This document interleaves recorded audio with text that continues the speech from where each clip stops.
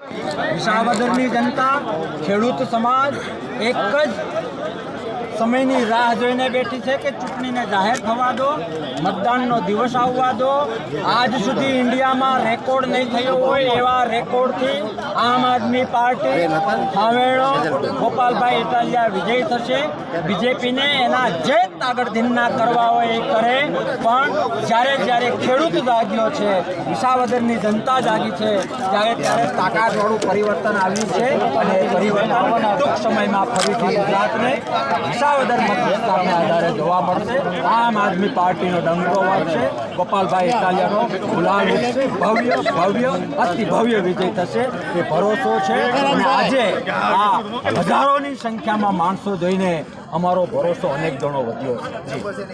ગોપાલ ઇટાલિયા આયાત ઉમેદવાર છે અને વિસાવદરની જનતાનો ભલું નહીં કરી શકે તેવું ભારતીય જનતા પાર્ટી દ્વારા આક્ષેપ કરવામાં આવ્યો છે। ભારતીય જનતા પાર્ટી તો ગાયને પણ અન્ય નામથી બોલાવે છે પોતાનો સ્વાર્થ સાધીને। ભારતીય જનતા પાર્ટી તો મંદિરોમાં ખોટી આરતીઓ કરીને બુલડેઝરો પણ ફેરવે છે।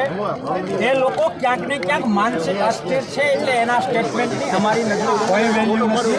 અમે પરિણાત્મક કૃષ્ણએ જે ગીતામાં કહ્યું છે એ પ્રમાણે કર્મના સિદ્ધાંત પર પરિણામ બતાવીને ભાજપને હળાહળ ખોટી પાડી છે। કયા મુદ્દા લઈને બાપુ પ્રચારની જશો? કારણ કે તમે પણ એક મુખ્ય ચહેરો રહેવાના છો પ્રચારમાં। મુદ્દાઓ તો અનેક છે। સૌ પ્રથમ તો ખેડૂતને લૂંટવાના ધંધા કર્યા છે। ઇકોઝોનના નામે 7 બારને બદનામ કરવાના લોકોએ ધંધા કર્યા છે। ભ્રષ્ટાચારની વાત હોય, મોંઘવારીની વાત હોય, ખેડૂતને અહિતની વાત હોય, કેટલા બધા એવા મુદ્દા છે કે ખેડૂત અને આમ વ્યક્તિ ક્યાંક ખૂણામાં રડી રહ્યો છે અને એ આંસુને ભૂસવા માટે અમે નીકળ્યા છીએ। અને અમને ભરોસો છે કે ગણતરીના મુદ્દાઓને આધારે અમારી જોડી ભરાઈ છે। બધા જ મુદ્દાઓ લઈને અમે નીકળીશું ને તો બીજેપી વાળાને લોકો માફી લાગી રહ્યું છે। સંમેલન યોજાયું। આ સંમેલનમાં આખા ગુજરાતમાંથી આમ આદમી પાર્ટીના કાર્યકર્તાઓ, સમર્થકો, હોદ્દેદારો અને વિશેષમાં આ વિસ્તારમાં ચૂંટણી છે એટલે વિસાવદર, ભેસાણ અને જૂનાગઢ ગ્રામ્યના ખેડૂતો ખૂબ બહોળી સંખ્યામાં આ કાર્યક્રમમાં સ્વયંભૂ હાજરી આપી છે। થોડા દિવસો પહેલાં અહીંયા મુખ્યમંત્રી આવ્યા તો એના કાર્યક્રમમાં માણસો ભેગા કરવા માટે લાઇટ કાપી નાખી, જેથી કરીને લાઇટ ન હોય તો ગામમાંથી માણસો સભામાં આવે। અને એક બાજુ આમ આદમી પાર્ટીની સભા છે, આટલી બધી ગરમી હોવા છતાંય, જબરજસ્ત તડકો પડે છે છતાંય સ્વયંભૂ લોકો સવારના 9 વાગ્યાથી અત્યારે કેટલા વાગ્યા છે, 1 વાગ્યા સુધી આ સભામાં હાજરી આપી। આ બતાવે છે કે લોકોની અંદર એક જનૂન છે, લોકોની અંદર એક પીડા પણ છે કે ક્યાં સુધી સહન કરશું, ક્યાં સુધી આમ ચાલશે।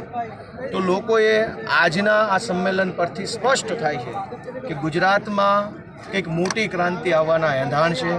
વિસાવદર, ભેસાણ, જૂનાગઢ ગ્રામ્ય મત વિસ્તારના ખેડૂતો કંઈક નવો ઇતિહાસ લખવા જઈ રહ્યા હોય એવું આજના આ કાર્યક્રમ પરથી પ્રતીત થાય છે। હું બધાને વિનંતી કરું છું, આખા ગુજરાતના સૌ લોકોને, કે જેવી વિસાવદર ભેસાણની ચૂંટણીની તારીખ જાહેર થાય એટલે આખા ગુજરાતમાંથી તમામ સમાજના, તમામ ધર્મના, તમામ ઊંચ નીચના ભેદભાવ વગર સૌ માણસો વિસાવદરમાં આવે અને આ ક્રાંતિની લડાઈમાં પોતાનું યોગદાન આપે એવી હું સૌને વિનંતી કરું છું।